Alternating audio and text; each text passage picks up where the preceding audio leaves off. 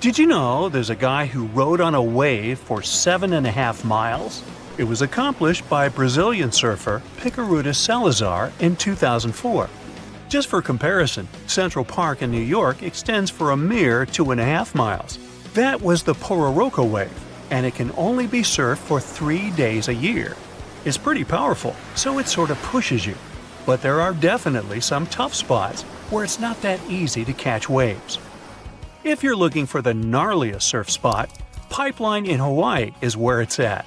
But beware, it's not for the faint of heart. This place is known for its massive waves that can reach up to 20 feet tall. And did we mention the shallow reef? Yeah, wipeouts here can result in some serious injuries, or worse, you might end up sleeping with a fish. The waves at Pipeline are also super unpredictable, so you never know what you're going to get. It's like a box of chocolates, except instead of chocolate, it's huge waves that could crush you like a bug. But hey, if you're feeling brave, the annual Billabong Pipe Masters competition is held there every winter. Just make sure to bring your A game and a change of underwear. Even the most experienced surfers approach Pipeline with caution and respect. It's like trying to tame a wild animal. One wrong move and you're toast, or dinner. So if you're ready to ride the gnarliest waves in the world, come on down to Pipeline. Just don't say we didn't warn you. For those who are dreaming California, there's a tough spot in the Golden State for you. Mavericks is notorious for its massive swells and strong currents, making it a challenge even for experienced surfers. Hold on tight, because this wave is gonna take you for a ride. First off, let's get one thing straight. Mavericks ain't for the weak. This bad boy can reach heights of up to 60 feet.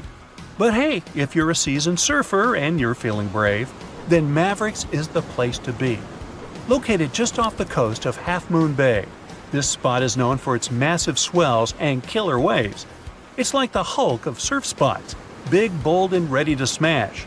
Now, don't go thinking that Mavericks is all about the waves. Oh no, my friend. This spot is also home to some of the coolest surfers around. These dudes and dudettes live for the rush of catching a maverick wave, and they'll do whatever it takes to get out there. But here's the thing, Mavericks isn't just about surfing, it's also about community. These surfers have each other's backs, and they know that when they're out there on those massive waves, they're all in it together. It's like a big, salty family. So there you have it, folks, Mavericks, the wildest, most insane surf spot in California. If you're up for the challenge, grab your board and head on out. Just remember, when you're staring down a 60-foot wall of water, it's okay to scream like a little girl. We won't judge. Chupo in Tahiti also has some of the heaviest waves in the world, breaking over a shallow reef and creating intense barrel rides. First of all, the name itself is a mouthful. It's pronounced Chupo, and it means broken skulls in Tahitian. Yeah, you heard that right, broken skulls. The waves at Chupo are massive and can reach up to 23 feet high and break over a shallow reef, which creates a super powerful wave that can barrel for hundreds of yards. And if you wipe out, well, let's just say you'll be getting up close and personal with that reef. It's like a cheese grater for your skin. So make sure you bring some Band-Aids and a good insurance policy. But hey, if you're up for the challenge, Chupo is one of the most epic surf spots in the world. However, I hope you're going to choose a much safer spot. If you're looking for some cool waves but don't want to risk your life, then you gotta check out these safe surfing spots around the world. First up, we got Waikiki Beach in Hawaii. This spot is perfect for beginners and pros alike, with consistent waves and a sandy bottom. Plus, there are lifeguards on duty to keep an eye out for any trouble. Next, there's Bondi Beach in Australia. This iconic beach is known for its beautiful scenery and chill vibes, but it also has some great waves for surfing. The water is shallow, and there are plenty of surf schools around to teach you the ropes, or in this case, the boards. But if you're looking for something a little more exotic, head over to Nocera in Costa Rica. This spot has warm water, consistent waves, and a laid-back atmosphere. Plus, the locals are super friendly and will welcome you with open arms. Last but not least, there's Muizenberg Beach in South Africa. This spot has some of the most consistent waves in the world, but they're not too big or dangerous. Plus, there are shark spotters on duty to keep you safe from any unwanted attention from local carnivores. But no matter how safe the spot is, you're still going to need some cool life hacks to bring your surfing to a brand new level. Have you ever wondered why surfers use wax on their boards? Well, let me tell you, it's not just for show. See, when you're out there shredding the gnar, you don't want to slip and slide all over the place like a penguin on ice. That's where the wax comes in. Basically, the wax creates a grip on the board so you can stick to it like peanut butter on bread. Without it, but here's the thing, not all wax is created equal. You gotta find the right kind for your board and the water conditions. It's like choosing the right flavor of ice cream for your cone. You don't want to end up with mint chocolate chip when you really wanted Rocky Road. So, next time you see a surfer waxing up their board, just remember they're not doing it for the smell, although some waxes do smell pretty sweet. They're doing it so they don't wipe out and embarrass themselves in front of all the folks on the beach. And that's worth its weight in gold. And by the way, did you know that rubbing a little bit of wax on the bottom of your feet can give you a better grip on your board? Yeah, it's like magic. No more slipping and sliding around like a seal on a wet rock. Another common hack is to wear earplugs. You see, there's even a condition called surfer's ear. Surfers are constantly exposed to cold wind and water, and some of them even surf in cold temperatures. If your ears are constantly exposed to cold, your ear canal may shrivel up. As a consequence, water, wax, you, and even air all get trapped in your ear, which may lead to certain infections. So, to prevent water and cold air from getting trapped in their ears, pro surfers like to use earplugs. But even if you're just a newbie, you gotta use their tip. Oh, and here's another classic. If you're surfing in cold water and don't have a wetsuit hood, just rub some petroleum jelly on your ears to keep them warm. Hey, why do you think some surfers have clear nail polish on their emergency kits? It's not for their nails, but for their boards. So, if you're dealing with a stubborn ding in your board, grab some clear nail polish and fill in the crack. It'll keep water from seeping in and causing more damage. However, pros will say that nail polish is a terrible idea, and there are a lot of repair kits out there. Yeah, this one's up to you. So, there you have it, my fellow wave riders. Now go out there and shred those gnarly waves like the pro you are. Dangers in the ocean and seas are obvious, but few people realize how terrifying ordinary ponds, lakes, or rivers can be. Amoeba living in there can eat your brains. Underwater quicksand can trap you. It doesn't even have to be a body of water. Even your average bottle of drinking water can ruin your health. All because of these smelly, blooming algae. They can be blue-green, red, or brown. Touch them, and it can be your last day. Many algae species are toxic to humans and animals.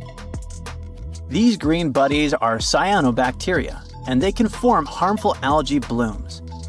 This bacteria can perform photosynthesis, and some of its species are capable of producing dangerous cyanotoxins. People can accidentally ingest these substances while swimming, inhale their vapors, or eat fish caught in contaminated waters. Algae toxins are so widespread that even a water you drink every day can have them. Although bottled water from a supermarket is much safer. According to estimates, 30 to 48 million Americans receive drinking water from lakes and reservoirs that may periodically be polluted with cyanobacteria. In such cases, the algae can cause serious problems to health, depending on the class of cyanotoxins. It can cause skin irritation, liver damage, respiratory problems, and more. Also, take care of your pets. Dogs, for example, are very sensitive to the effects of blooming algae. Almost any water source contains phosphorus, nitrogen, and other substances necessary for the growth of plants, algae, and microorganisms. This is completely natural and essential for maintaining life in aquatic ecosystems. But when there's too much of these substances, they pollute the water and promote the growth of bad algae and bacteria. This often happens near cities and rural areas when streams of polluted liquids enter open bodies of water. Warm water temperatures encourage the growth of cyanobacteria. They begin to multiply and absorb more sunlight, making the water even warmer and accelerating algal growth. It doesn't mean that it's only algae you should steer clear of. Water currents pose a serious threat to people too. And yet again, you can encounter this phenomenon not only in seas and oceans, but also in large lakes. For example, it can easily happen in the Great Lakes. The currents in these lakes form in various natural conditions. A combination of strong winds, uneven bottoms, beach slopes, waves, and other factors create dangerous water currents that may be invisible on the surface. But if you get caught in one, escaping won't be easy. Some currents can exceed a speed of 5 miles per hour. That's faster than the speed of an Olympic swimmer. There are different types of dangerous currents, but let's look at rip currents. These occur when water gets trapped in a small pocket between a shallow and a beach. The water accumulates there and has nowhere to go. More and more water gets into the gap. Pressure builds up, and at some point, the water breaks through a narrow path, flowing out in a powerful stream. If you get caught in this stream, it will carry you out into the lake. To escape, you need to swim sideways. There are also dangerous currents that run along the shore. You swim forward a bit and the current starts carrying you sideways. In this case, you need to swim diagonally towards the shore while moving with the current. But one of the most dangerous, if not the most dangerous things in water is underwater quicksand. If you get stuck, you're in big trouble, because the more you struggle, the more the quicksand restricts your movements. When the water from a natural source, such as an artesian spring, rises and disrupts the riverbed, it creates a loose and dense mixture at the bottom that becomes a real trap. This mixture is too loose to support your weight, but too dense to let you escape. This danger can also lurk in stagnant waters, where an upwelling from underground springs occurs. Besides underwater locations, quicksand is most commonly found near coastlines, in swamps, and close to riverbanks. To understand how to escape from quicksand, let's find out how it works. Quicksand is a mix of water and dense material, sand, silt, or clay. This combination creates a surface that looks solid but collapses under weight or vibration. The solid part of quicksand makes up most of its mass, but the water creates space between the dense particles. When this viscous substance encounters external stress, it changes its viscosity and acts like a gel. When you step into it, the density of this gel decreases and you start sinking. The sand around your feet collapses and tightens. The more you move, the longer the mixture remains liquid, while the sand particles compress around you more tightly. In movies, we often see quicksand completely swallowing a person, but in reality, it works differently. You sink into quicksand up to your waist at most, but you can't get out. If you're stuck in quicksand near a riverbank, there's a danger that the tide will rise and the water will flood the area. You also risk losing body heat or experiencing breathing difficulties. There are many problems, but only 2 solutions. The first is to call for help. But if no one's around, you must try to escape the sand with very slow, smooth movements. The more you move, the lower your chances of success. The first thing you should do is calm down. The more you panic, the more unnecessary movements you make. Then try to lean back or forward and slowly move your legs as if attempting to swim. The less weight and pressure you exert on the sand, the freer your movements will be. This means you need to shift your weight from one spot and distribute it evenly across the surface around you. No sudden movements. If you reach solid ground, sit on it and then slowly pull your legs out of the quicksand. If you're far from land, slowly swim toward it and call for help. And now, the scariest danger some bodies of water hide. In some of them, there are amoebas that can eat your brain. They are literally called brain-eating amoebas. Scientists first discovered these amoebas in the 1960s in Australia, after people were hospitalized with an unusual form of meningitis. But currently, the largest number of infections are recorded in the United States. However, only American scientists track cases of this infection. It's possible that in other countries, where such records aren't kept, people suffer from these amoebas much more often. The chances of surviving an encounter with them are about 3 to 5%. Brain-eating amoebas live in warm freshwater and soil. Saltwater or water disinfected with chlorine is unsuitable for these creatures. Unlike toxic algae, brain-eating amoebas can't harm you if you swallow them. They infect the human brain exclusively through the nasal passages. When water enters the nose, the amoeba penetrates the nasal tissue, moving to the brain, and attacks the central nervous system. The first symptoms infected people feel are headaches, fever, neck stiffness, and nausea. The infection can develop within several days, but the more time passes, the worse the condition of the infected person becomes. If you feel something similar after swimming in fresh water, seek medical attention immediately. The chances of recovery are slim, but it's worth fighting for. Moreover, there have been cases where prompt medical help saved a person. It's impossible to detect the presence of these amoebas. If you're unsure but really want to swim in a lake, try not to dive. In this case, the amoebas won't have a chance to infect you. The main thing is to prevent the water from entering your nose. Even if you want to swim in a pool, make sure the water is well disinfected. But no matter how paranoid you get after this video, let's calm down a bit. There are not many cases of infection in the world that involve brain-eating amoeba. The chances of getting it into your nose are quite low.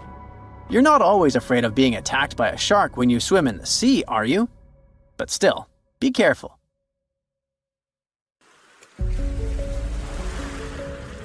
Hey, don't freak out. Those red waters you see aren't blood oceans. It's just a natural occurrence called the red tide. Red tides often happen in Florida, especially in the West Florida shelf, and they can stick around for weeks or even months. They're basically caused by an increase in algae levels, hence the color. Those algae produce toxins that can be harmful to marine life. They can also be bad news for us humans, causing symptoms like upset stomach and urgent bathroom trips, if you're picking up what I'm putting down.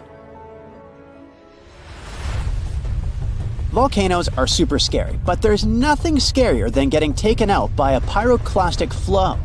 These fiery flows move crazy fast and reach insane temperatures, like hotter than your oven on a pizza night. They're like a fireworks show of volcanic eruptions filled with ash, lava, and hot gas, speeding down mountains at 50 miles per hour. Some researchers claim they might even hit speeds of 450 miles per hour, almost as fast as a passenger jet.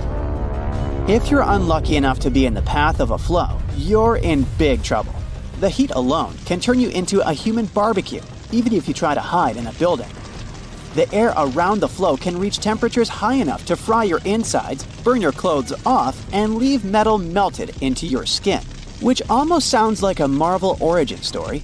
However, a lot of people have met their end because of these flows. But there's one crazy story about a guy named Luger Silbaris, still sounding like an origin story. So on the 7th of May, 1902, there was a major eruption on the island of Martinique.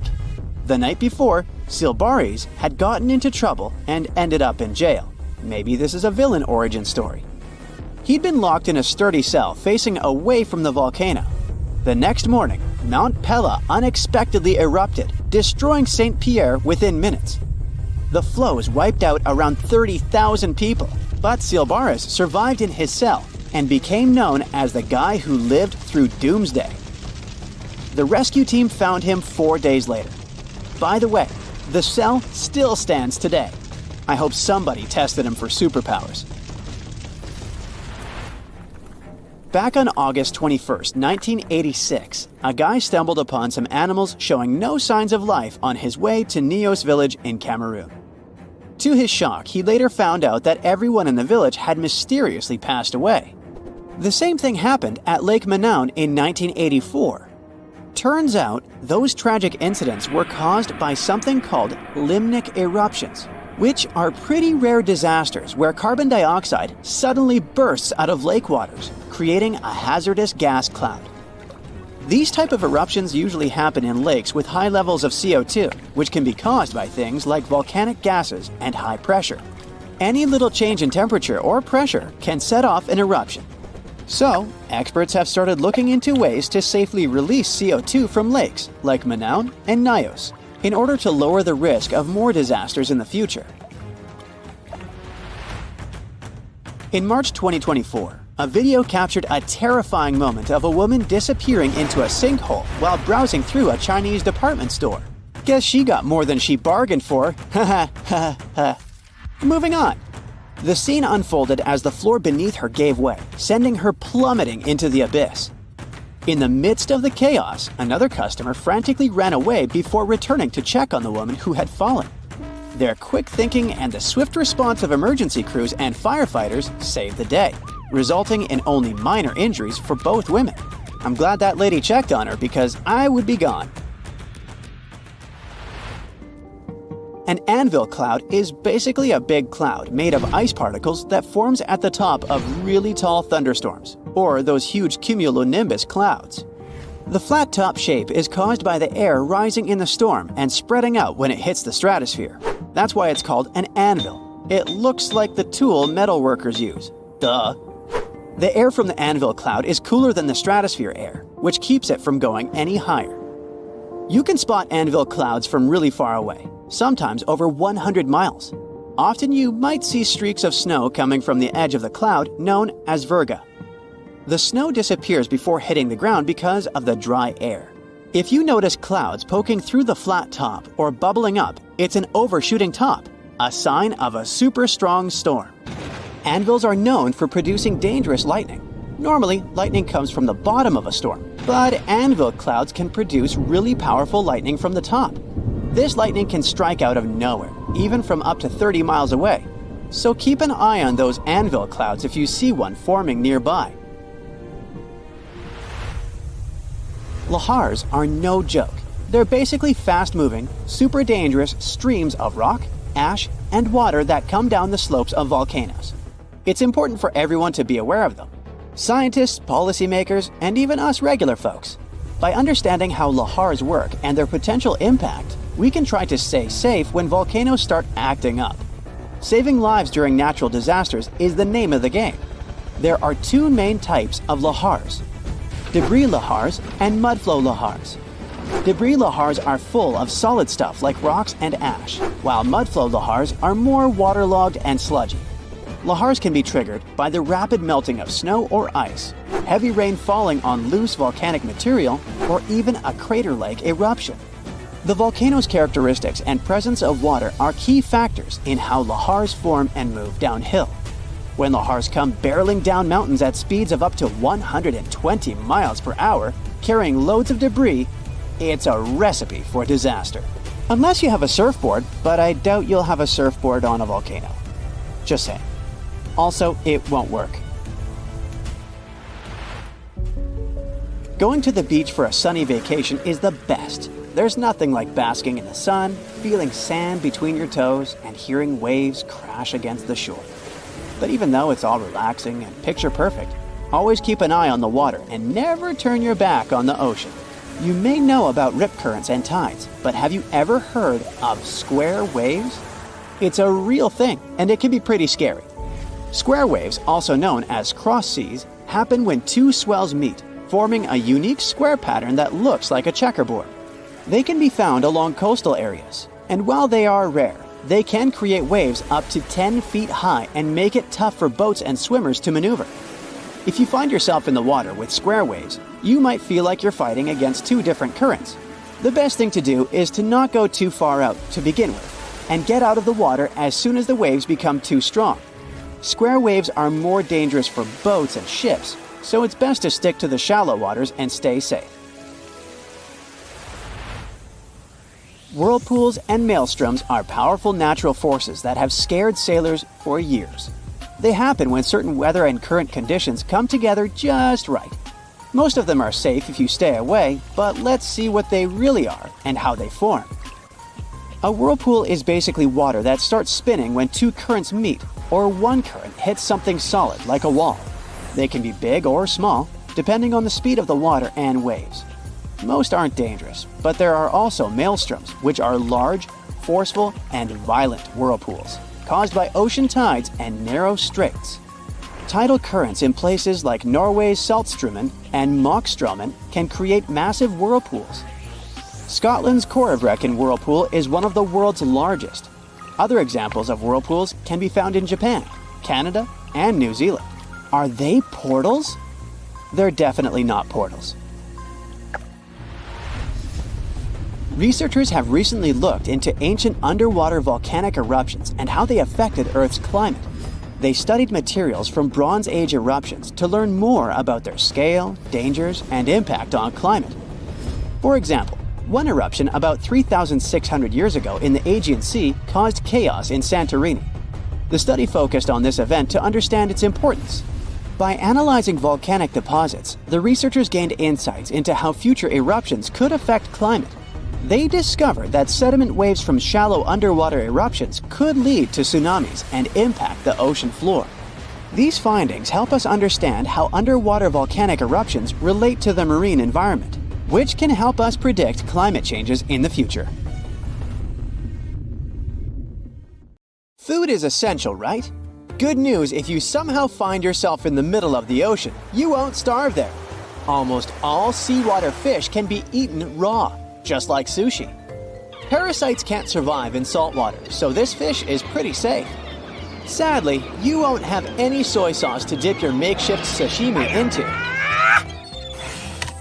You won't starve in the middle of the forest either.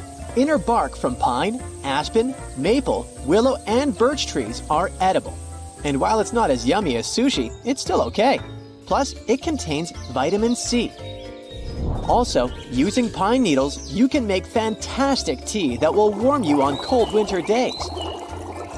Now on to the bad news. Eating snow is a big no-no.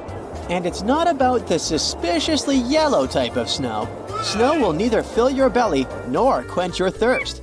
In fact, eating it can lower your body temperature, and your body will also need more water to melt the snow than the amount you will consume, making you even more dehydrated.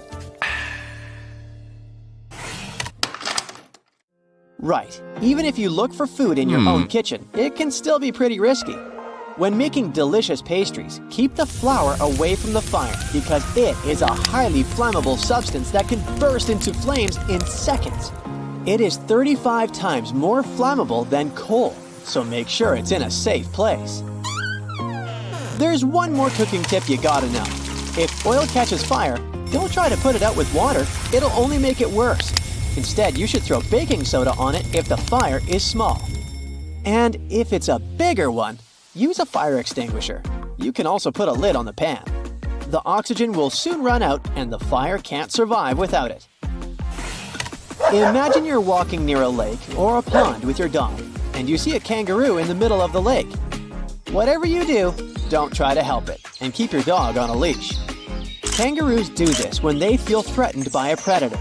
And when the unlucky predator enters the water, the kangaroo can drown the animal. It has been reported that many dogs have been hurt this way, so make sure your pooch and you are safe. Stay on the bank. Hiking is fun, but there are many dangers lurking in the forest. I bet you've seen people on TV telling to suck the venom out if you've been bitten by a snake. But that's a terrible thing to do. The thing is, it can introduce harmful bacteria to the wound. Instead, you should calm down, lie on the ground, adjust your position so that your wound is below your heart, and call emergency services immediately. Or your friends should rush you to the hospital. In emergency situations, you can start a fire using your reading glasses. Align them with the sun and point them at some easily flammable material, like dried grass. Soon, you'll see smoke.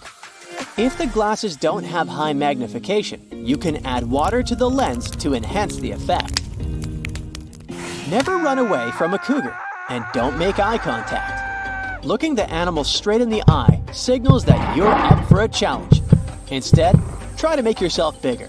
Spread your arms, puff your chest, and start yelling at the animal. Dangerous insects are everywhere. Before you put on your shoes, give them a good shake because you definitely don't want your toes to meet with a spider or a scorpion. Rattlesnakes are known for getting into sleeping bags on hot summer days. I mean, you can't blame them. Everyone wants to escape the heat, so before you get into one, make sure there are no wiggly creatures inside. Also, a campfire can keep the snake away. You've probably seen movies where bees attack one of the characters, and they jump into the water to get rid of the insects.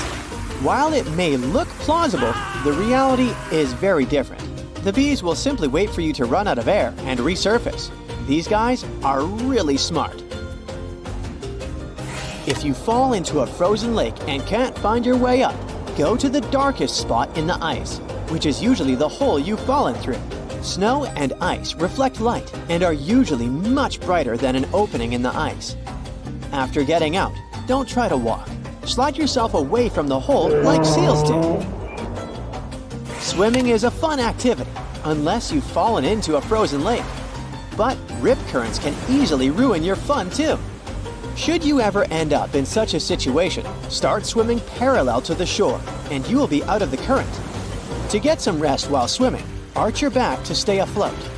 Position your hips up in a horizontal position. Relax, no tension. Pull your shoulder blades together and release chest tension. Stay relaxed for optimal performance, and don't panic.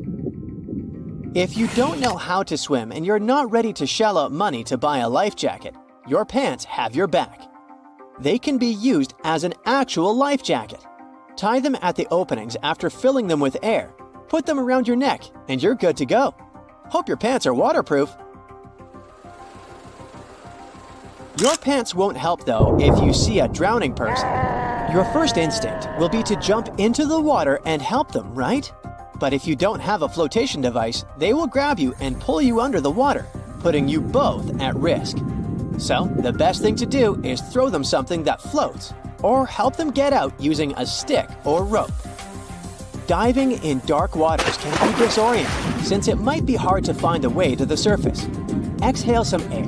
It's less dense than the water and will always float to the surface. Follow these air bubbles and you'll be safe. In a pinch, you can drink salt water, but first you need to dilute it 4 times because salt water is 4 times saltier than your bodily fluids.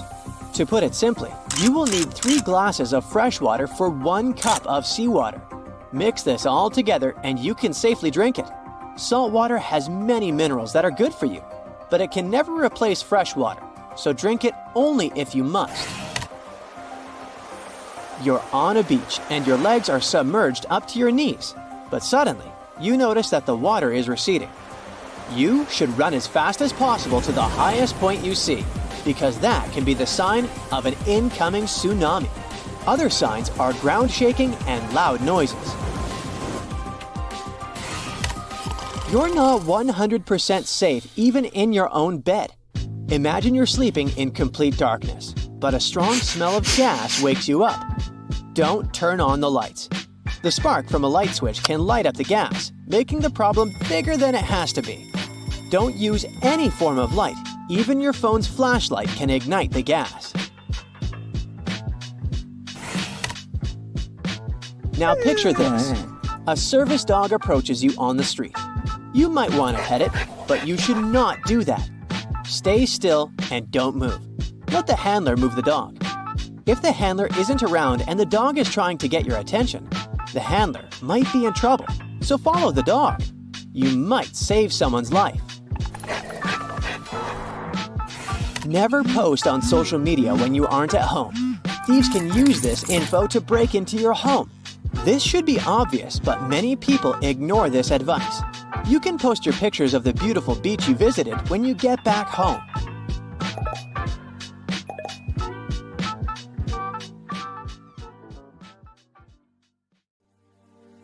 When we look at our planet from space, one color dominates. That's why Earth is called the blue planet. About 3/4 of our world is covered with water. But there's a catch. 96.5% of this water is trapped in the oceans. And if you remember the first time your parents took you to the seaside, drinking that water is a big no-no. So, why is ocean water salty and undrinkable? There are two main reasons. The first is runoff water from the land. Rainwater is slightly acidic. Its pH factor is somewhere between 5 and 5.5. For comparison, pure water has a pH factor of 7, and the acid we find in batteries is a bit more than 0. Such rain erodes rocks when it falls on the ground. This releases ions, such as sodium and chloride. They end up in rivers and streams that eventually empty into the ocean. Living organisms remove some of the good ions, but the rest remains. Over time, this increases their concentration in the water. Oceans have their own salt powerhouse. Vents in the sea floor let out a hydrothermal fluid. Sounds complicated, but it's easy to understand. Water seeps down the gaps on the ocean floor. Then, the magma from the Earth's core heats up the water. There is a chemical reaction that frees seawater from oxygen. It picks up metals, such as iron and zinc. The vents on the sea floor release this metallic water back into the ocean. During an underwater volcanic eruption, the process speeds up. Salt and other minerals are directly released into Earth's oceans. Over time, salt accumulates on the seafloor and forms domes. These deposits occur under dry land as well. Some places on the globe have a large number of salt domes. The Gulf of Mexico is just one example. Beneath the waves, they affect the salinity of water. Other factors that determine how salty a body of water is include evaporation, air temperature, and precipitation. The general rule is that salinity is low near the equator and at the poles. All the oceans and seas in between are likely to have high salinity. Scientists estimate that dissolved salts make up 3.5% of the weight of the world's seawater. The waters that empty into the ocean, such as lakes and rivers, are fresh water. So, why is the seawater salty? To answer this question, we must travel into our planet's past. Researchers believe that primeval seas weren't as salty as they are today. But over time, rainfall washed away the rocks on land, transporting vast amounts of salt into the oceans. The process has been going on for more than 3.8 billion years. Today, some 4 billion tons of dissolved salts end up in Earth's oceans every year. The input and output of salt are fairly balanced. This means that seawater's salinity is stable. So, why can't we drink seawater? We already take salt into our bodies with food and drinks. It is called dietary salt. The World Health Organization recommends that humans consume no more than a teaspoon per person, per day. You shouldn't go over that amount if you want to keep your heart healthy. Centuries ago, salted beef and pork were the standard diet of seafarers. Meat was preserved using salt. At sea, fresh fruit and vegetables would go bad after just a couple of weeks. Before refrigeration, this was the only way to keep food fresh. Pickling was another option for storing food. The reason why we can't drink seawater is the salt content. The percentage of this mineral in our blood is nearly 4 times lower than the percentage of salt in seawater. Our body simply cannot process such a high amount of the substance. When we intake salt as part of our diet, we also drink liquids. When you serve pretzels, you probably have a glass of water or juice nearby. It helps quench the thirst and keep the salt levels in check. If we drink water straight from the ocean, the exact opposite happens. We just become thirstier. Our body absorbs both water and salt. They end up in our bloodstream. The organs responsible for getting all this salt out of our blood are the kidneys.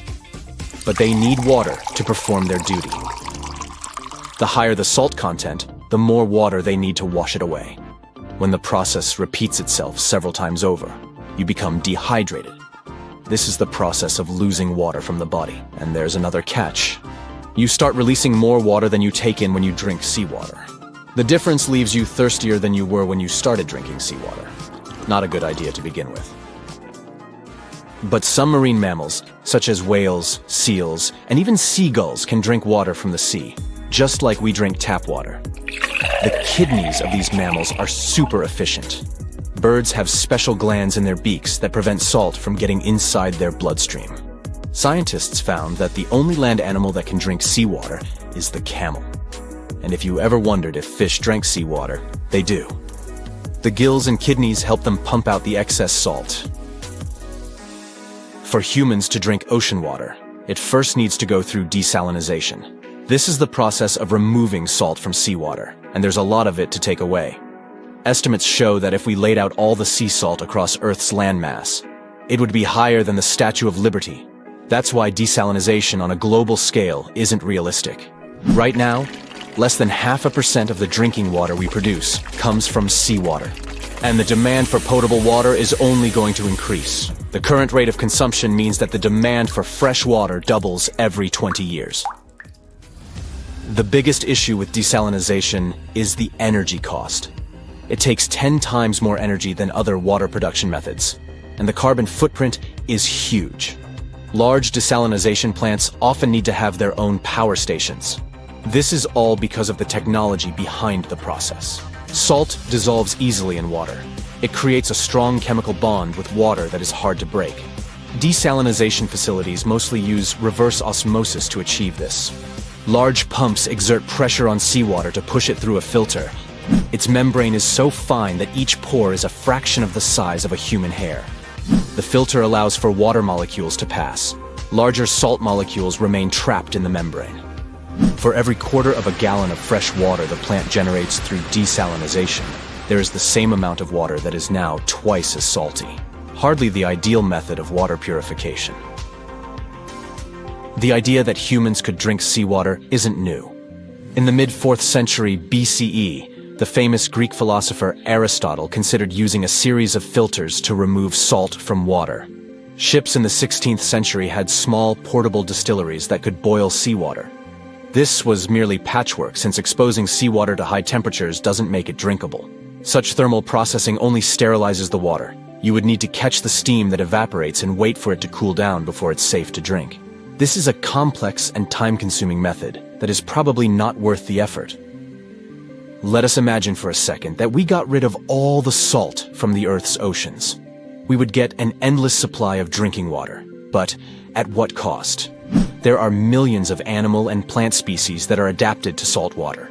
These include plankton, the basis of all marine life. They wouldn't have enough time to adapt to the new conditions. Not all fish are like the salmon, which thrives both in fresh and salt water. The sudden switch would also have a profound effect on our planet. Since freshwater is less dense, it would immediately cause the ice cap in the Arctic to sink by 4 inches. This would trigger the largest tidal wave the planet has ever seen. Although the idea of desalination on a global scale sounds good on paper, we should take it with a grain of salt. Now, you probably won't be surprised to hear that the water coming out of your pipes doesn't simply travel from a nearby river.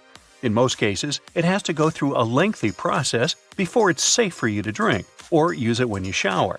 But there's a part of the scientific community that has some concerns regarding how we treat this water before it's good enough for human consumption.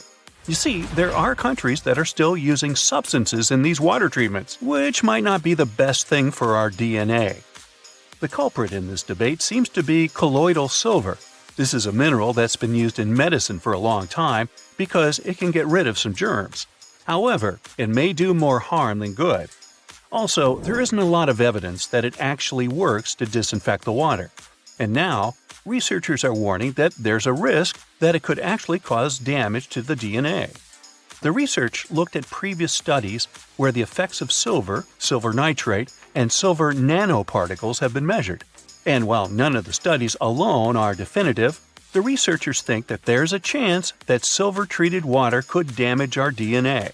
Now, official guidelines for drinking water quality don't currently include a value for silver in water, but they do suggest that a very low concentration could be tolerated without risk to health. The bottom line? We need more research to determine if people who drink water treated with silver have evidence of DNA damage. Until then, maybe we should stick to other ways of treating contaminated water just to be on the safe side. Now, hold on a minute, what's DNA anyway? I'd be asking that myself too if I were you. Let's talk about the real OG of molecular biology, deoxyribonucleic acid, or as we like to use easier acronyms, DNA. You might have heard that it's the building block of life, and that's true. DNA is like the ultimate instruction manual for all living things, from the tiniest microbe to the biggest elephant, and even me. But DNA is more than just a set of instructions. It's also the ultimate family heirloom, passed down from generation to generation, like your granddad's antique pocket watch. And just like the pocket watch, DNA has been around for a long time, dating back to the earliest life on Earth. Now, let's get into the nitty-gritty of what makes DNA so complex. It's made up of smaller elements that fit together like puzzle pieces, and when those puzzle pieces are arranged in a specific order, they can create everything from the color of your eyes to the size of your feet. I must have gotten more of that one. But how does it all work? How do we get information from these tiny puzzle pieces? Well, that's a bit of a mystery that scientists have been unraveling for decades. But one thing we do know is that DNA is a true team player. Every cell in a multicellular organization has a full set of DNA. The interesting part is that on an average day, our precious strands of genetic code can get pretty shaken up. A single cell can suffer up to 10,000 mishaps in its chromosomes within just 24 hours. But don't worry, most of these little accidents get fixed up good as new, like a handyman with duct tape. However, some of this damage can result in permanent errors, also known as mutations or rearrangements, that can lead to some not-so-fun conditions in the human body. In fact, some studies suggest that DNA can get damaged by some of the most surprising things, like salt, for instance. Turns out that if we could technically sprinkle too much salt on your DNA, it could cause some serious damage. But don't worry, it's not all doom and gloom. As soon as the salt level gets lowered, those breaks start getting repaired. The only thing is, scientists are not exactly sure where these breaks are happening or what kind they are.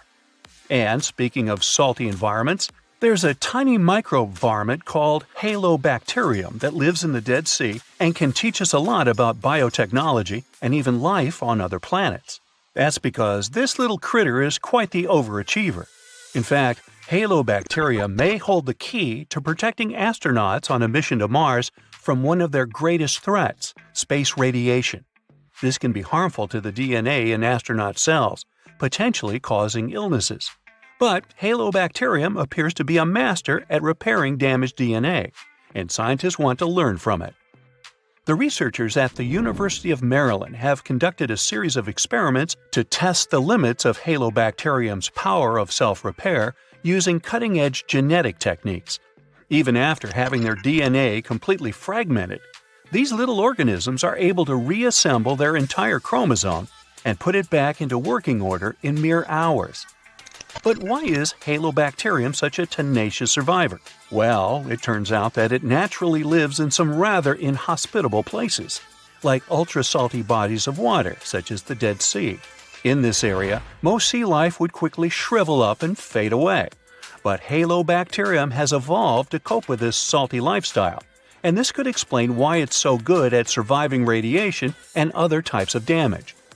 In some experiments, the researchers exposed halobacterium cells to beams of intense UV radiation, which would have completely destroyed most microbes. Yet 80% of the halobacterium cells survived and went on living and reproducing just fine. In other experiments, they used a vacuum chamber to expose cells of halobacterium to a space-like environment, and the tiny cells became trapped inside salt crystals, which protected them from additional damage. Some scientists even claim to have found living cells of halobacterium encased in salt deposits that are more than 250 million years old. If true, this could have profound implications for the hunt for microbial life on Mars, given the data from the Mars Explorer rovers, Spirit and Opportunity, that suggest the Martian surface once had pools of salty water. Now, if you think about it this way, sure, salt and salt water in particular can damage DNA. But it can also help us understand more about how we can survive in harsh environments. There's still a lot we don't understand about human DNA, that's for sure. But did you know that you and I share a whopping 99.9% of our DNA? We're almost genetic twinsies. I mean, think about it. You might have a dashing smile or a gorgeous head of hair, while I might have the most adorable dimples or the ability to recite every line from my favorite TV show. It's true. But at the end of the day, we're all made up of the same basic building blocks. It's that 0.1% of DNA that sets us apart and what makes life interesting. We also might have more in common with a cabbage than we'd like to think. Turns out that our DNA is 50% the same as that leafy green veggie. But don't worry, it's not like you're going to start sprouting leaves or anything. Actually, it's pretty cool to think about how every living thing on Earth evolved from the same ancestor over 4 billion years ago. And that ancestor was probably just a tiny single-celled organism with a coil of DNA. From there, it evolved into everything, from teeny tiny bacteria to humans with trillions of cells. Now, how about our closest animal relatives? Well, that award goes to chimpanzees and bonobos. Recent studies have shown that bonobos share just as much of our DNA as their chimp counterparts. But here's the kicker. Despite sharing about 99% of our DNA with these primates, we humans still act and look a lot different from them. Well, some of us. The researchers who sequenced the bonobo genome found some small yet intriguing differences in the DNA of the three species. These differences might just be the key to unlocking the mystery of why these wonderful creatures don't behave or look like us, despite being such close relatives. Actually, I have a cousin who acts pretty much like that. This region between Florida and the Bahamas is a famous place for studying various marine life. However, there's a mysterious phenomenon that happens here each year, the reasons for which scientists have yet to figure out. At times, people can see these white clouds appearing on the surface of the water.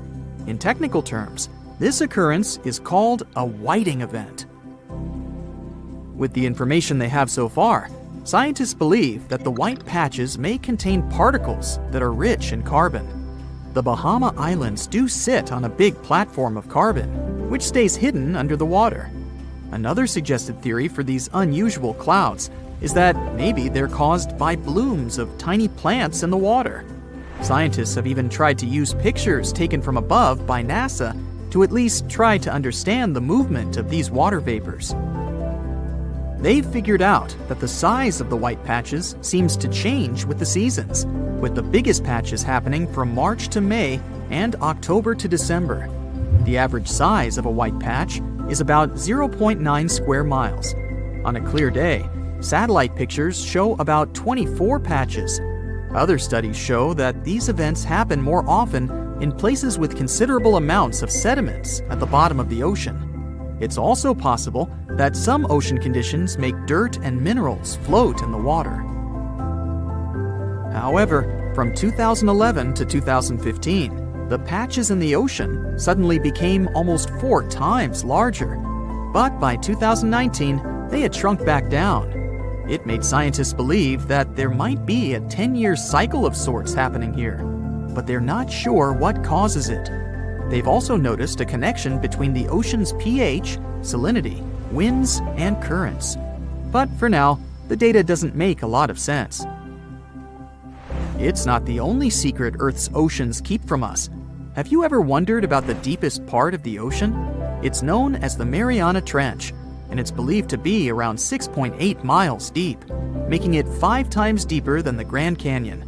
The trench was first studied in 1875 with the help of a weighted rope. And in 2012, a Canadian film director reached its bottom using the Deep Sea Challenger submersible vessel. The Mariana Trench is home to some of the most bizarre creatures on the planet, like the Dumbo octopus, sea cucumber, and goblin shark. The trench takes its name from the nearby Mariana Islands, named in honor of Spanish Queen Mariana of Austria. It may be the deepest part of the ocean these days, but there's a lot we still don't know about the depths of our planet's waters. One such intriguing phenomenon is called phantom bottoms. In the 1940s, when sonar became standard equipment, ships and submarines started to detect unexpected signals from areas where no movement should technically exist. It turned out that these signals were coming from a layer consisting of jellyfish, shrimp, and other deep-sea creatures. They rise to the surface at night to feed. Interestingly, these creatures move in a calculated manner, grouping together by species. It's still a mystery to scientists how they managed to do that and why. It was once believed that animals only grouped this way to avoid predators, but the reasons behind the formation of these fake seabeds remain unknown. Recently, the scientific community has acknowledged the existence of a fifth ocean, called the Southern Ocean. This ocean is bordered by 3 of the 4 original oceans and encircles Antarctica and the lower hemisphere, with its borders touching Australia, Southern Africa, and South America. It's a unique ocean, attracting attention and sparking curiosity with its secrets and the creatures it might hold. Rumors of a monstrous creature in these waters have been circulating for some time, and recent research has provided video evidence of strange blob-like fish. The creatures were identified as the sea cucumber with the nickname the headless chicken monster. Although this species has been known since the late 1800s, there's very little information about it, including its count, behavior, and reproductive habits. There are also areas in the world where the ocean literally sparkles. It's not because of the water per se, but because of numerous creatures that have the ability to emit light, known as bioluminescence. This is pretty common among aquatic creatures, with 3/4 of all underwater life being capable of this. Bioluminescence can be found anywhere, from the surface to deep within the sea, even as deep as 2.5 miles. These creatures use light for various purposes. For example, for communicating with their own species, attracting prey, or scaring predators away. The science behind bioluminescence involves the use of 3 chemicals: luciferin, luciferase, and oxygen. This process was first discovered by a French biologist named Raphael Dubois in 1887. If you want to know the difference between real bioluminescence and artificially created light, look for neon blue, green, or red sparkles spread over a large area in the ocean. This can create a captivating and magical effect, much like glitter or stars in the sky. And it's often because of squid, small crustaceans, and algae found in shallow waters.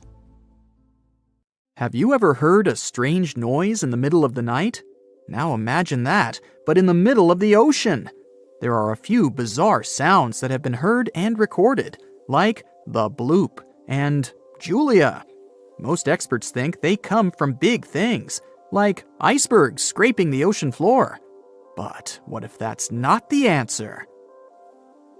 In 1997, scientists were listening to underwater volcano noises in the Pacific using underwater microphones called hydrophones. One day, they heard a very loud and strange sound that was different from anything they had heard before. They called the sound the bloop.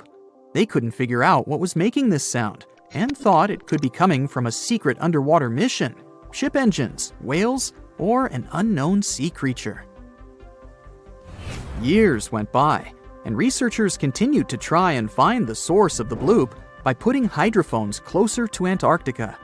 In 2005, they finally discovered that the bloop was caused by icebergs breaking off glaciers and falling into the ocean. This phenomenon is called an icequake. With Earth's overall temperature rising each year, icequakes are happening more often, causing glaciers to crack and melt into the ocean. Then, on March 1st, 1999, a loud noise was again heard underwater in the Pacific. The U.S. National Oceanic and Atmospheric Administration thought it was probably an iceberg breaking too, but the sound was different. This led some people to think the noise came from a sea monster named Julia. Some thought it was a new unknown species, while others believed it was a known creature, like a whale or a giant squid. Some even thought it could be a prehistoric animal. To this day, there's no proof that any of these theories are true. Then there's a story of an island that was swallowed whole by the ocean. It was called Bermeja, and it was a tiny and uninhabited island located at the northwest of the Yucatan Peninsula. Just a century ago, it was known to be located in the Gulf of Mexico, but now it's vanished, leaving everyone puzzled. In the past, Bermeja was frequently depicted on maps created by Spanish explorers during the 16th and 17th centuries. Although its location and name varied slightly, no one ever doubted it existed. However, starting from the 18th century, the island's presence on maps started to fade until it finally disappeared completely. So, what could have happened to it? 3 official investigations were conducted in 2009 with the help of the most advanced technology. But Bermeja remained a mystery. Could it be possible that the island never existed and was simply a fabrication created by early explorers to deceive their rivals? Some people believe that countries made maps with inaccuracies to prevent their enemies from using them. Bermeja could have been one of such fake islands. Other scientists disagree. They claim that there are documents with precise descriptions of Bermeja's existence. They firmly believe the island did exist, but in a different location. So, you're getting ready for your adventure in the land of ice and fire. But before you switch your phone to Volcano Explorer mode, hear me out. You need to pack properly to get the most out of your trip. Now, never underestimate the Icelandic weather. It doesn't matter if you're going there in May or January, you can expect all seasons in one trip or even one day.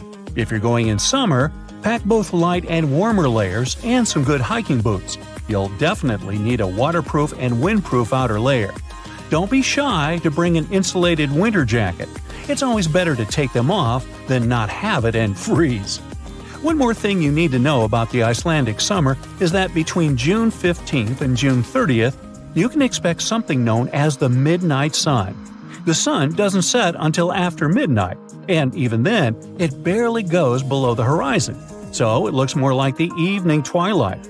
Unless your accommodation has extra dark and thick curtains, you might have trouble sleeping when it's so light outside. That's why it's a good idea to pack a sleeping mask. And for the daytime, you'll definitely need sunglasses and sunscreen. Or you could just pop by in December when it's only light for 4 hours and 7 minutes a day. Winter temperatures aren't as terrible as you might think, but the snow and wind coming from all directions make things worse. So focus on staying warm and dry. An insulated jacket, another warm layer or two, thermal pants, reflective waterproof pants to stay dry and noticeable in the snows, a good warm hat, and sturdy boots will literally take you a long way. Ice cleats as an add-on will help you stay stable on icy terrains. Spring and fall are pretty short, just like my dad, and the weather is also super unpredictable. So the same set of items you'd pack for winter will do. Even if you're going to Iceland in the coldest weather, definitely pack a swimsuit. Iceland's sea isn't the warmest in the world, but you'll need that swimsuit for outdoor pools and hot springs the country is full of. Since all the pools are heated with geothermal energy, they're always warm. The locals and tourists swim in all sorts of weather conditions. Yes, even in the snow. The Blue Lagoon is the most famous geothermal spa. It uses seawater coming from around 6,500 feet underground, and it comes with useful earth minerals. Once it gets heated up by a nearby geothermal plant, a mix of ocean and fresh water pours into a lava pool at a temperature of around 102 degrees Fahrenheit. It gets its postcard-worthy turquoise color from the silica in it, reflecting sunlight. Definitely bring a reusable water bottle for the trip. You can refill it with tap water since it's perfectly safe and healthy. The country is full of pure springs and glaciers, and that high-quality water goes to every tap. There are 0 chemicals in it, so it's officially some of the clearest kinds of water in the world. All you have to do is wait a bit when you change from hot to cold water. Hot water also comes to Icelandic homes straight from the spring and is heated by geothermal sources. The sulfur in it makes it smell like rotten eggs. Although it's yucky, it's totally harmless. Bottled water is overpriced and it literally comes from the same tap. Icelanders will have no problem speaking and understanding English, but if you want to feel more like a local, you could bring translation earbuds. Icelandic is pretty difficult to grasp on the go and might sound unusual. The language has less than 500,000 native speakers, but they're super proud of it, and it keeps growing. Instead of borrowing words from other languages for new concepts, they create new words or repurpose some old ones. The Icelandic for computer, for instance, totally translates as the number oracle. There are over 130 ways of saying wind, and 112 of them are written on a wooden walkway from the calmest to the strongest wind, just in case you want to learn them. There are also some concepts the English language just doesn't have. For example, this: window weather. It's the kind of weather that looks good from the inside, but once you step out, you regret your decision. Makes sense to me. In case, for some reason, you were planning to bring a horse to Iceland, stop right there. The Icelandic horse is one of the oldest and purebred horses in the world, with a history of the breed going back to the 10th century. The story goes that the ancestors of today's beauties were carefully selected to be brought to Iceland from Norway during the Viking years, and no one has imported any other horse breeds to Iceland since the 11th century. It is banned by law. This complete isolation helps the Icelandic horses stay super healthy and live a long life. These beauties used to be the only form of transportation in the country. They've adapted to survive in all kinds of weather conditions and have grown, although they still don't look huge. And when you see it, never call it a pony. It can offend the locals. Now, I don't want to be the one to tell you, but your wish won't come true just because you threw a coin in one of Iceland's thermal springs. The signs forbidding throwing coins are all over the place for a good reason. The coins keep hanging in crystal clear waters, ruining the natural look of geysers and pools. Plus, researchers have proved that coins and other trash can change the color of the thermal water for good. That's precisely what happened in Yellowstone. The Morning Glory pool changed its color from tropical blue to green with orange and yellow hues. If you don't want that to happen to the beautiful Icelandic landscapes, then keep the coins for souvenirs or in your pocket. Now, elves are a big deal in Iceland.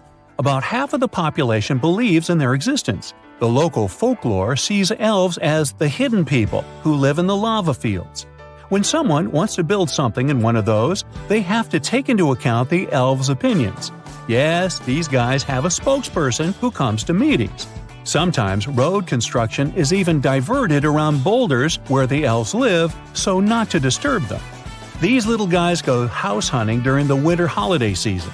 And it is 13 elves called the Yule Lads who bring the young generation of Icelanders their gifts. If you want to learn more about the elves during your trip, you can sign up for Reykjavik's Elf School. You'll get textbooks, a legit elf diploma, and tea with cookies as a bonus. They might seem like a regular photo prop, but these little pyramids of rocks actually have a name and history. The humans of the past used to build cairns to be used as kind of a GPS system long before the concepts of cars and GPS was even created. Travelers marked certain spots along their routes to help other wanderers find the path.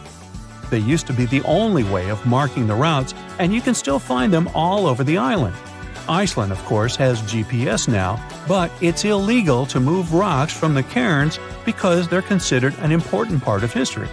Plus, some hikers still use those pyramids for navigation. So, if you randomly build one of those, hikers can easily get lost as they'd follow the wrong route. Oops! Now, if you want to bring a good gift to your new Icelandic friends, a book is a great idea. For many years, the country had the highest rate of publishing books per capita in the world. On average, 1 out of 10 Icelanders publishes a book in their lifetime. There's even a special book-giving holiday. Icelandic sagas go back to the 13th century. Writers create their sagas even on napkins and coffee cups. Each geyser and waterfall has its own tale about heroes and heroines attached to it. You can also scan barcodes on public benches to listen to audiobooks on your smartphone. Cool. Whale watching is a popular bucket list item, but getting too close to these gorgeous sea creatures isn't the best idea, especially if you don't want to kick the bucket too early. Whales are generally curious and friendly giants, but they can be unpredictable when you cross their personal borders. First of all, they are huge, and one wrong move on their side could flip over your boat or seriously hurt you. Second, they are wild animals, and like any other wild animals, they can carry certain infections they could transfer to you if you get into direct contact. Plus, they have strong parental instincts, so if you approach their young by accident, they might think you want to take them away and will act accordingly. It is only safe to observe whales from the sea when you're accompanied by an experienced expert, both for your own good and for the good of the whale. Now, sometimes whales and dolphins strand themselves on the shore, for reasons scientists still can't explain. Quite recently, over 200 whales have been found on a remote beach in Tasmania, Australia. A rescue team rushed to the location to save the whales, half of which were still alive. The rescue operation was really complex due to the remote location. The locals were trying to help the whales, covering them with blankets and pouring buckets of water on them to keep them alive. This mutual effort of regular people and professional rescuers helped save around 100 whales. As to why this happened, one theory says the stranded whales might have had a leader who had some problems with orientation and took the whole pod to the wrong place. The Australian box jellyfish looks just like any other jellyfish you've probably met in the sea. But don't let these creatures deceive you. They're considered the most venomous marine animals. Box jellyfish got its name because it does look a lot like a box. Unlike other kinds of jellyfish that float with the current rather than swim, this creature can reach a decent speed and choose its own direction. And here comes the scariest part. It has tentacles covered with tiny darts loaded with poison.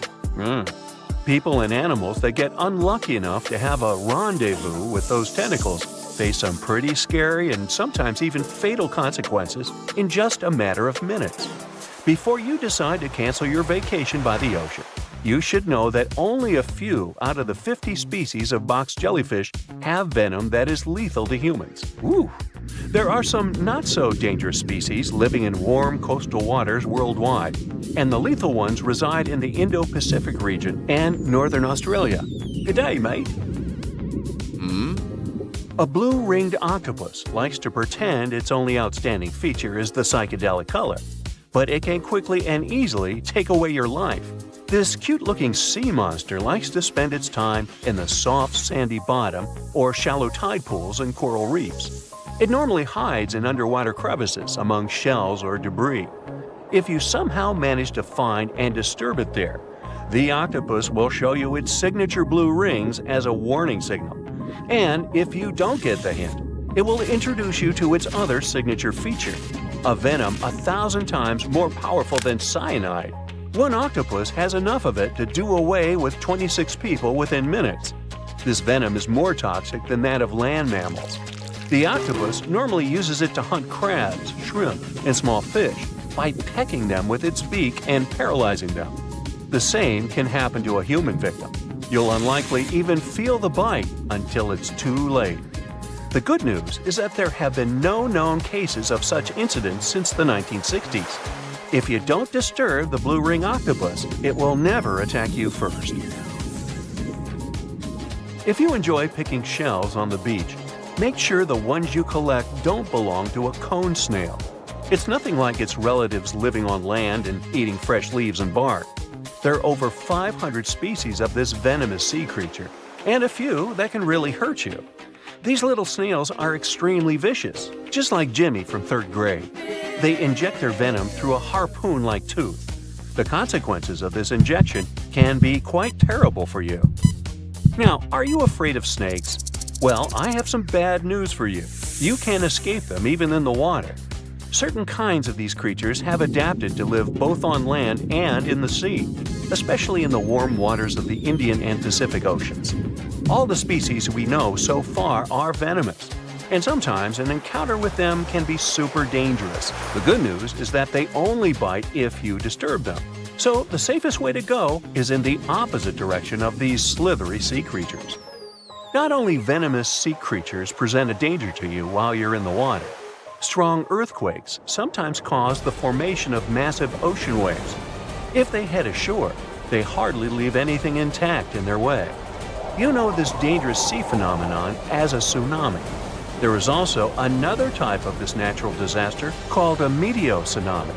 They're caused by rapid storm systems and pressure changes above the open water. A powerful storm can generate a whole wall of water. Sometimes this wall grows several feet high while it moves through a shallow continental shelf, inlets, or bays. If it gets strong enough, it can damage houses close to the water. It's really tricky to forecast or detect a meteotsunami because it's nearly impossible to tell from a seismic one. It happens much more often than regular tsunamis, especially in the Great Lakes area. Now, the ocean can be dangerous to you, even if you're staying in what seems like safety on the shore. One such unpleasant surprise could be a sneaker wave moving your way. As you can guess from its name, waves like this sneak out on unsuspecting beachgoers. They look average, but turn out to be way bigger and more dangerous than you could imagine. Sneaker waves always appear without warning after smaller waves carry huge amounts of water, sand, and gravel. They're so powerful, they can carry swimmers further away into the ocean.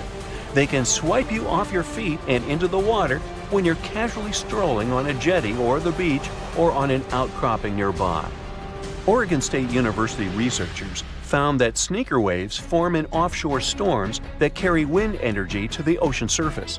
With all that energy, several waves unite and overlap into one beast that stands higher and goes further ashore than a regular wave.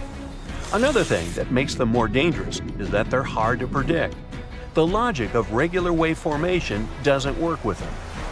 Square waves, looking like a giant chessboard over the ocean, are the reason many people visit the Isle of Ré off the western coast of France. If you visit it, you'll notice plenty of signs warning you to stay away from the water once you notice the unusual pattern. The safest way to observe it is from high up places like nearby lighthouses. If you decide to stay in the water, the strong currents coming from two directions can literally sweep you off your feet.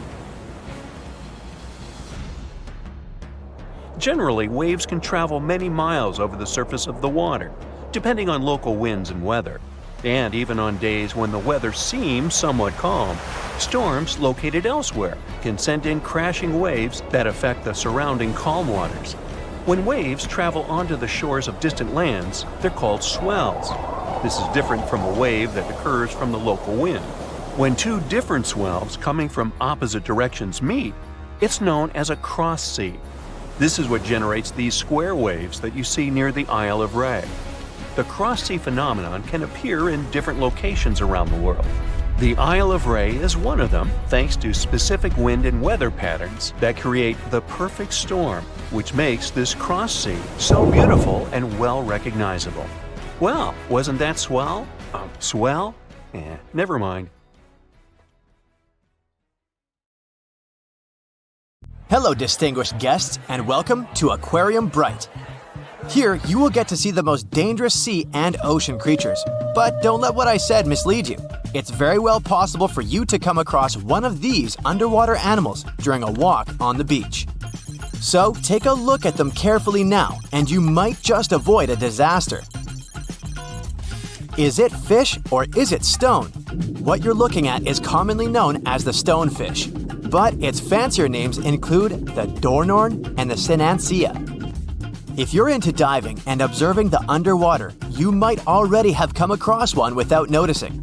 Its appearance makes it almost impossible to distinguish it from a real stone due to its gray coloration and mottled appearance, especially if you're wearing fogged snorkel goggles, so you better pay attention because otherwise the consequences can be unfortunate since stonefish are the most venomous fish known.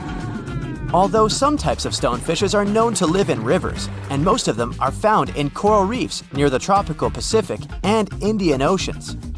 Their needle-like dorsal fin spines stick up when they're disturbed or threatened and inject the poison they contain. The most common reason why stonefish stings occur is swimmers stepping on them without realizing it. However, you don't need to be in the water to get stung. Since they can survive out of the water for up to 24 hours, you'll have to watch where you step when you're at the beach as well. Those who got stung by stonefish describe their experience to be extremely distressing. Their venom can result in infection, and in some cases, it is known to cause shock and paralysis. It might come as a bit of a shock, but despite its bad reputation, stonefish is edible if it's prepared properly. When the fish is heated, its venom breaks down. And if the dorsal fins, which are the main source of its venom, are removed, raw stonefish is served as part of sashimi too. This creature might look like it came out of a science fiction movie, but it's very much real. Say hello to the blue-ringed octopuses. Don't be deceived by their small size, which can range between 5 to 8 inches including their arms, because they're packed with venom to cause great damage to as many as 26 people within minutes. Just like stonefishes, blue-ringed octopuses are found in the Pacific and Indian Oceans, from Japan to Australia. They typically live on coral reefs and rocky areas of the seafloor. Some may also be found in tide pools, seagrass, and algal beds. Blue-ringed octopuses are not aggressive in nature. When they're not seeking food such as crabs or shrimps, or searching for a mate, they often hide in marine debris, shells, or crevices. It's only if they're provoked, cornered, or handled that they get dangerous to humans. When they're threatened, they turn bright yellow or blue iridescent rings appear all over their body as a warning display towards the potential predators. Their bites usually come unnoticed, so you might not be able to realize you're bitten until it's too late. The venom of a blue-ringed octopus can cause dizziness and loss of senses and motor skills, and ultimately, paralysis. So, better try to keep your hands to yourself and back away in a hurry if you see one. Nope, it's not a flower bouquet, so don't try to pick and smell one of those pink tube-like things. What's standing before your eyes is a marine animal called a flower urchin. It may look gorgeous, but don't let the looks deceive you. It was named the most dangerous sea urchin in the 2014 Guinness World Records. Flower urchins inhabit the tropical areas of the Indo-West Pacific and are found among coral reefs, rocks, sand, and seagrass beds at depths of 0 to 295 feet. The most noticeable feature of them is their pedicularia, which are claw-shaped defensive organs that are also found in sea stars.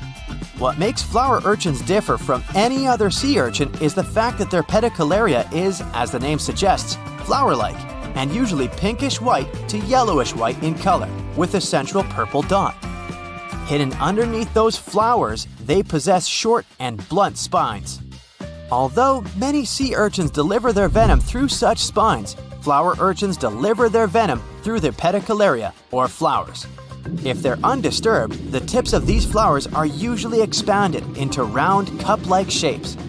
On their surface, they possess tiny sensors with which they can detect threats, and once they contact such threats, these flowers immediately snap shut and start injecting venom. What's weird is that the little claws of the flowers can sometimes break off from their stalks, stick to the point of contact, and continue injecting venom for hours into whoever touched it. Yeesh! Looks like a giant puddle of melted strawberry ice cream, right? You wish. It's a lion's mane jellyfish, which is also called giant jellyfish, Arctic red jellyfish, or hairy jelly. They're known to prefer cool water. That's why they can mostly be found in the Arctic, northern Atlantic, and northern Pacific Oceans. But it's possible to spot them around the British Isles or in the Scandinavian waters too. Lion's mane jellyfish are one of the largest known species of jellyfish. They get their name from their long, flowing hair-like tentacles and can reach lengths up to 10 feet. And although the average bell diameter of a lion's mane jellyfish is around 20 inches, they can sometimes attain a diameter of over 7 feet. The largest lion's mane jellyfish recorded was seen in 1865 off the coast of Massachusetts. It was measured to have tentacles around 125 feet long and a diameter of 7 feet. To help you picture it, this is longer than a blue whale. Lion's mane jellyfish hunt by extending their tentacles outward and creating a trap to catch their food. Since they have around 1,200 stinging tentacles, the fish would have to be extremely lucky to be able to escape them. The sting of a lion's mane jellyfish is usually not life-threatening, but you would still want to avoid swimming into its tentacles because it can be very painful to humans. And if you see one washed up on the beach, better not touch it because it can still deliver a sting long after they've been on the shore. Fun fact, the lion's mane jellyfish appears in the Sherlock Holmes story, The Adventure of the Lion's Mane, as a suspect. But don't worry, we won't give you any spoilers.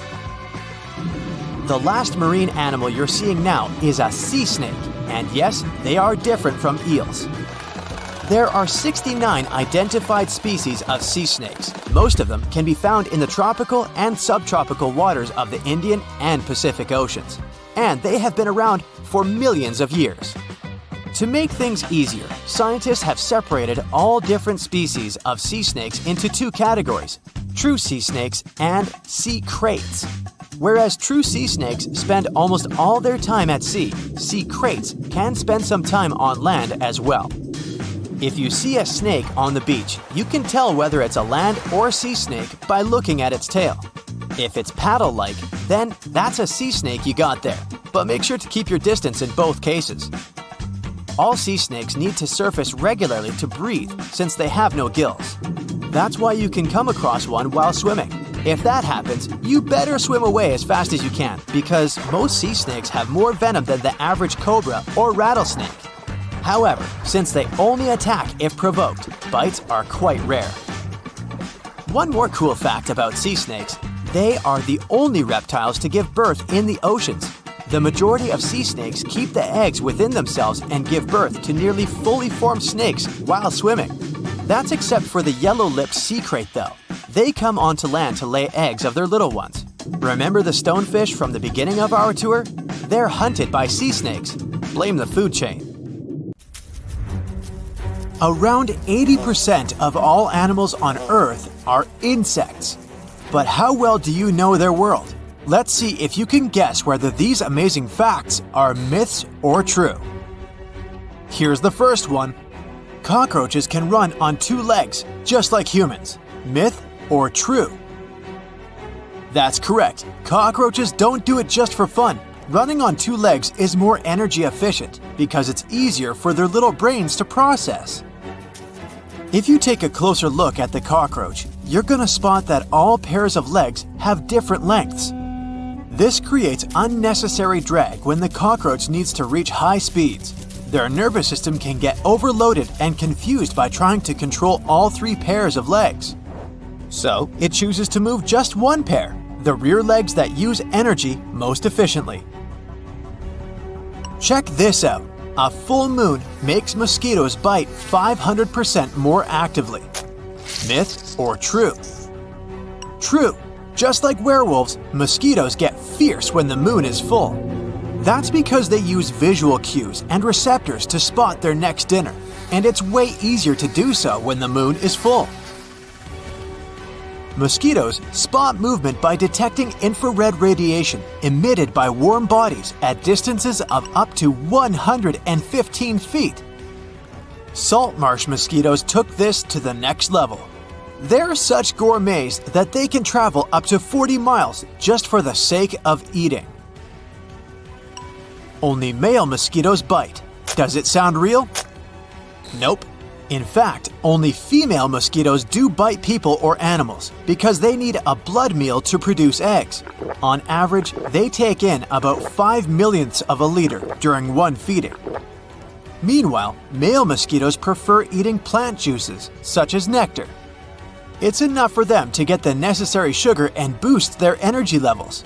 And since males don't bite, they cannot transmit diseases. But females, on the other hand, can get infected with germs when they bite sick people or animals. Here's the next fact. Alligator ticks are called so because they can reach the size of a crocodile. True or false? That's false, but still, it's the largest aquatic insect on Earth. According to Guinness World Records, toe biter, or sometimes called an alligator tick, can grow to be more than 4 inches long, which is basically the size of an average leaf. They can be found around the world, but they're especially common in North America. Toe biters perfectly blend into the landscape because their dark brown body mimics the leaves of the wetlands. They're predatory by nature. Usually they eat small tadpoles and other insects, but sometimes they take down bigger prey, like snakes and even turtles. Those who experienced meeting these creatures claim that their bites are the most painful injuries a human can suffer. Flies can poison your food just by landing on it. Myth or true? Unfortunately, that's true. Not only are flies annoying, but they also regurgitate some of their stomach contents when they land on your food. And houseflies are just one of many fly species that do so. Ugh! It happens because flies don't have teeth. Instead of chewing, they use their straw-shaped mouth to slurp their food.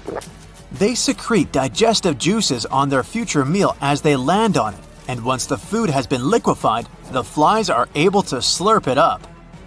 But the real danger lies with their feet, not their mouths. Flies spend a lot of time walking on all sorts of dirty things, which can be sources of disease. Studies have revealed that flies can transfer bacteria even if they're only in contact with an area for a short period of time. So, if you ever spot some flies hanging around your food, it makes sense to cover it. Or, if you're concerned about your health, even forget about finishing your meal. Here comes the next fact. Females of toe biters carry their eggs on their backs. That's false. In fact, they lay eggs on their males' backs. After that, the future father carries the eggs as a backpack wherever he goes. As sweet as it sounds, this sight is still pretty disgusting, and it might send shivers down your spine. And more bad news. Even though they're called water bugs, they can fly. So don't just watch out below because they can approach from the sky. Ugh. Next fact. Ants are one of the most dominant animals on the planet. True or myth? True. Collectively, ants alone contribute up to 20% of the entire animal biomass on the planet. These creatures are pretty ancient. They appeared around 160 million years ago and took over a wide variety of ecological niches. As a result, today they count about 16,000 different species with over 10,000 trillion individuals. Check this out. Butterflies taste with their feet. Myth or true? Sounds like fiction, but it's true. Butterflies have taste receptors on their feet to help them find their host plants and select food. Female butterflies land on various plants and drum the leaves with their feet. This technique helps them squeeze juices from the plant. Their legs have spines with receptors, helping them to detect the right match of chemicals in the plant juice. And once a female butterfly finds the proper plant, she lays eggs. Also, both male and female butterflies step on their potential food to sense the content of dissolved sugars. Just imagine what human restaurants would look like if people were tasting with their feet. Next fact. Butterfly wings are transparent. Does it sound real? That's true. Butterflies have the image of colorful and vibrant creatures. But, strangely enough, their wings are transparent. They are covered with thousands of tiny scales, and these scales reflect light in different colors. But underneath all of those scales, a butterfly wing consists of several layers of chitin. It's the same protein that makes up an insect's exoskeleton. These layers are so thin that you can see right through them. Butterflies only live from 2 to 4 short weeks, and you can determine their age by the quality of their wings.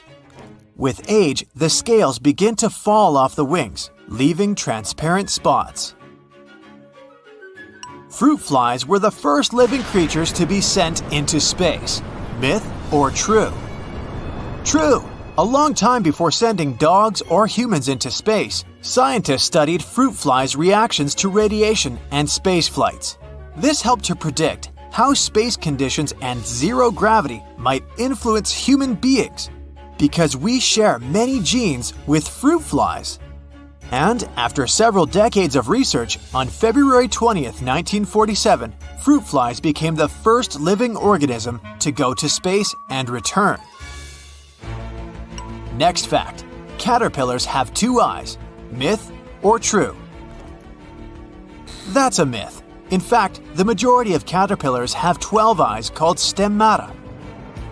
If you look closely, you can see 6 tiny eyelets on each side of the caterpillar's head. One pair of eyes is usually placed closer to the antennae. It's easy to believe that 12 eyes would guarantee excellent eyesight, but that's not the case. A caterpillar uses them to distinguish light and dark and navigate its way.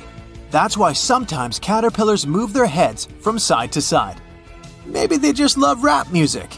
But scientists believe that it helps caterpillars understand the distance between objects. A few species of caterpillars have between 10 and 14 eyes, but these are usually more primitive forms, which also have several features making them different from other moths and butterflies. Scorpions can breathe underwater. Myth or true? That's false. Although scorpions are not very good swimmers, they can still store oxygen to survive underwater. And some species can hold their breath for up to 6 days. Scorpions can survive underwater thanks to the so-called book lungs, which actually look like a book. The pages of that book act like membranes that store oxygen. Since scorpions don't waste a lot of oxygen on dry land, they can just store the rest in their lungs. And once a scorpion enters the water, it has around 48 hours to hang out carefree. After that, it will need to come out of the water for the next inhale. And this cute little creature is called the northern pseudoscorpion. It's the breath-holding champion among scorpions. It can hold its breath for up to 17 days. Let's just hope it doesn't learn to fly. You're relaxing at the beach when suddenly you notice a huge flock of birds. They're excited about something near the water. You get the urge to go and investigate what's going on there. Here's some advice. Sit back down and stay away from the water. I get it, you think you're tough enough to handle a few pecks from a seagull. But it's not the birds that have me worried. It's what's lurking beneath the water. Fish are a staple of many diets across the animal kingdom, both above and below the ocean. Tuna, squid, and octopus, as well as marine mammals like seals, all prey on a wide variety of smaller fish. Species such as bluefish and striped bass are their favorite dinner-time meal. They're also the favorite of another ultra-predator, which is why you shouldn't join those birds by the water. If you do, you're risking an encounter with a creature that can measure up to 20 feet long. That's 3 times the size of an average human. These are the size credentials of a great white shark. If there are fish around, they may come up near the ocean's surface to feed. A great white shark has the strongest bite force among animals. The only other animal species that comes close to them is the saltwater crocodile. And boy, is their ability to catch whiffs strong. Scientists believe it to be more than 100 times stronger than a human's. They don't even use the nostrils located beneath their snouts to breathe. It simply serves as a specialized sniffer. Thankfully though, we're not the favorite meal of a shark, and the creature isn't going out of its way to hunt us. Researchers claim that the odds of being attacked by a shark are as low as 1 in 3.7 million. When unfortunate meetings between sharks and humans do happen, a shark may mistake a human for a seal or an extremely large striped bass. This is why you should stay away from those birds and fishes, and just let the other animals animal. You just focus on catching a tan in that sun chair. So I guess this means that sharks have poor vision? Not quite. Their vision in clear water is up to 10 times better than that of humans swimming in the same environment. The structure of a shark's eye is quite similar to that of our own. It consists of a cornea, lens, retina, deep blue iris, and the pupil. Their eyes have 2 types of photoreceptors, rods and cones, just like humans. Although we're not too sure how well rods and cones perform for sharks, research has shown that they possess only 1 type of cone. It means they most likely don't have full color vision like a human. This might explain why they can sometimes mix humans up with other creatures. But hey, who's ever really fully focused when they're about to devour their dinner? Shark eyes also have tapetum lucidum. This is a layer of mirrored crystals located behind the shark's retina. These crystals allow the shark to see quite well in extremely dim light and murky water. The crystals reflect incoming light, which gives the rods inside the retina a second chance at detecting light that they might have missed the first time around. Fun fact, cats also have tapetum lucidum. This is why your cat's eyes glow in the dark when you shine a light on them. Another telltale sign that sharks may be hovering around in nearby waters is the presence of whales. Sharks have been known to stalk the creatures for over 100 miles. They'll follow pods waiting for one of the members to become vulnerable before expertly striking. So, lesson learned? If you now see birds by the water, it's probably not a good thing. Unlike when you see thousands of birds flying together through the sky. This is known as murmuration.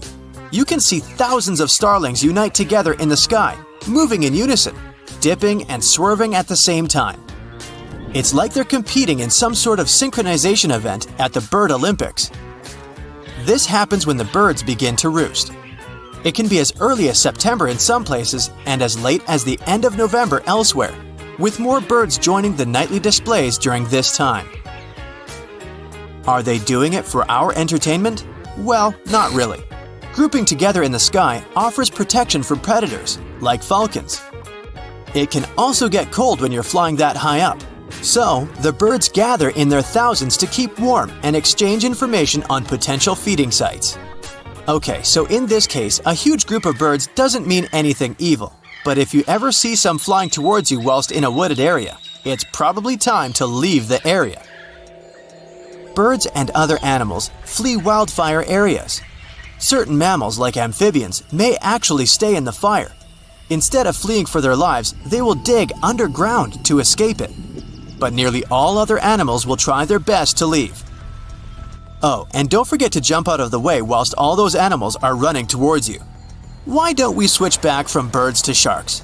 Yes, we now know if there are birds near the ocean surface, then sharks will probably be quite close as well. But what if there are no sharks anywhere near at all? If you ever happen to be in the ocean and notice some sharks heading deep towards the bottom of the ocean, this may be a sign that a hurricane or a tropical storm is on the way. Sharks can sense the drop in barometric pressure that accompanies the storm, so they could be trying to get out of the hectic zone. Sharks don't quite care for humans, so they don't view our sandy beaches and inland towns and cities as safety zones. They're quite intelligent creatures and know the deeper they go in the ocean, the safer it gets. But the ocean's not always the best place to go in an emergency. Case in point, if you come across sea creatures who usually live in water randomly resting on the sand, don't get inside the water. This is a sign that the water is potentially toxic. It's possible that a red tide is congregating in the water near the beach. Red tides happen all over the world, but one algae species causes them in the Gulf of Mexico. A red tide occurs when the water is full of more toxic algae than normal. It can make the water reddish or brown, but sometimes the water's color is normal.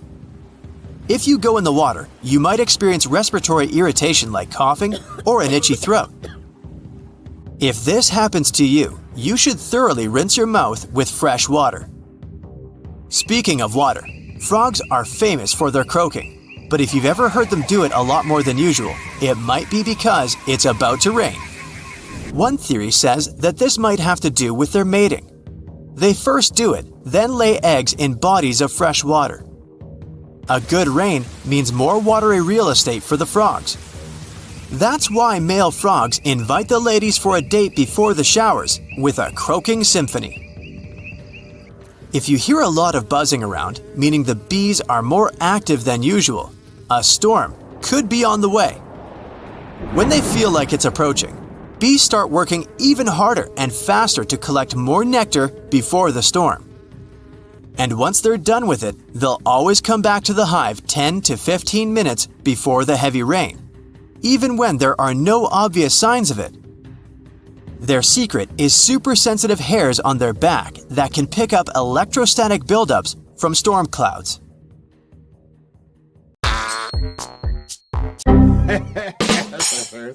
Ah, beautiful. You're walking with your friend and look up at the sky. The sun looks a bit different today, like it has some kind of ring around it, a rainbow type thing. Huh, look at that. Your friend pulls his head up out of his phone. You shouldn't look directly at the... Stop everything, he says. It's a sun halo. We need to find shelter now, unless you have the world's biggest umbrella on you. A sun halo is nature's sign that there's a snow or rainstorm on its way. It's caused by clouds that are made of bazillions of small ice crystals. Sunlight goes through those crystals, which causes the light to split and refract, like when there's a rainbow. Now, don't look at the sun halo directly. It's going to be tempting because it's not something you see every day. Plus, it's really beautiful. But ultraviolet light can burn the exposed tissue of your retina and cause serious damage, so it's not worth it. Grab some sunglasses and you're good to go. This phenomenon lasts around 40 minutes. These clouds are the same ones that can cause a spooky ring around the moon at night sometimes. In June 2020, what the people were looking at was an anvil cloud, a rare storm formation in the sky. Formed when strong air currents carry water vapor upwards, the air expands and spreads out as it hits the bottom of the stratosphere. It pushes the dense cloud into the cool anvil shape you see, and sometimes it even gets to be a mushroom. Anvil clouds produce some of the most dangerous lightning of all storms, one that's called a bolt out of the blue. This lightning strike seems to magically come out of the blue sky, with the storm being many miles away. This type of bolt comes from the top of the anvil and can be 10 times more powerful than a typical lightning strike. People got so frightened after witnessing a giant cloud that they thought something terrible must have happened. The locals had pictures of the large billow on social media before officials could explain what was going on. Authorities managed to calm everyone's fears by informing them it was nothing more than a natural phenomenon, and a beautiful one at that. Before dissipating, these clouds typically stay in one area, regardless of how strong the wind is. If you look off the western coast of France, you'll see the Isle of Ré. Thanks to its beautiful blue waters, clean sandy beaches, and stunning lighthouses, this place is a very popular vacation spot. But perhaps the coolest part about the island of Ré is what you see just beyond the shore: square waves. This strange wave pattern looks like a giant chessboard over the ocean. Many visitors to the island become captivated by these waves and go to high up places like nearby lighthouses to take pictures of this natural phenomenon.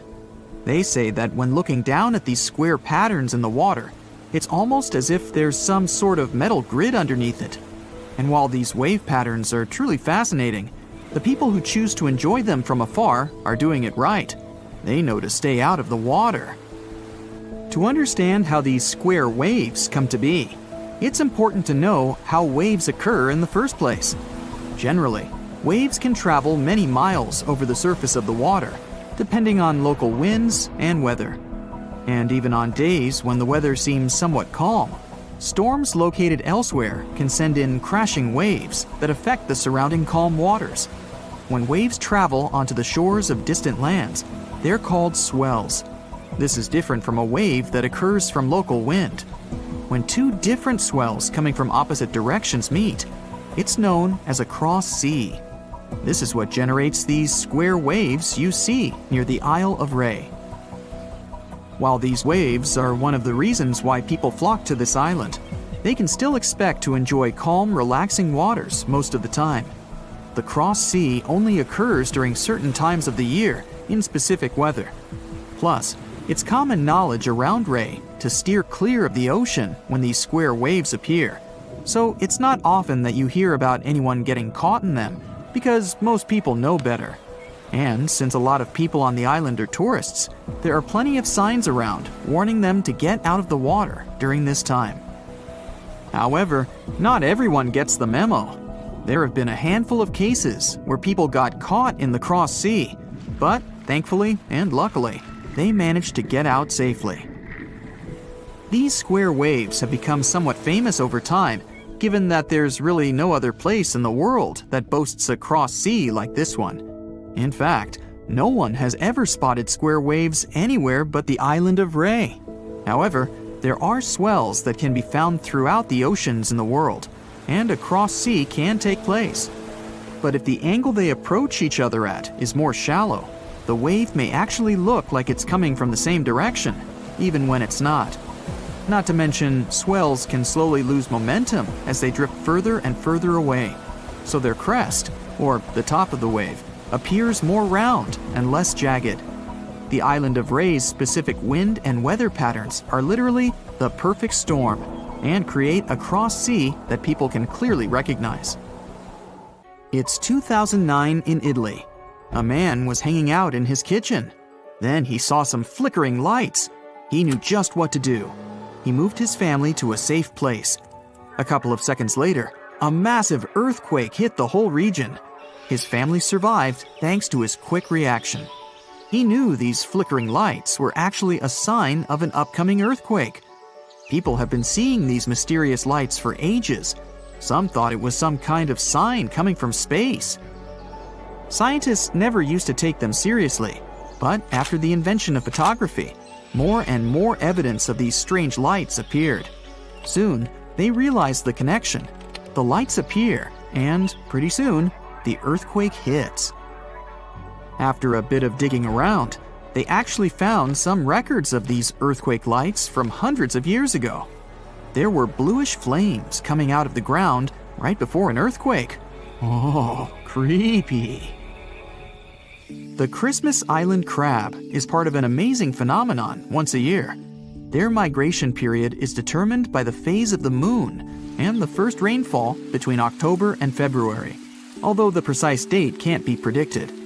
Once the crabs have been prompted, they leave their homes amongst the forest and migrate in massive hordes towards the sea. Numbering in millions, a sea of red crabs is observed as they make their journey across the island, creating roadblocks and making their way to the ocean.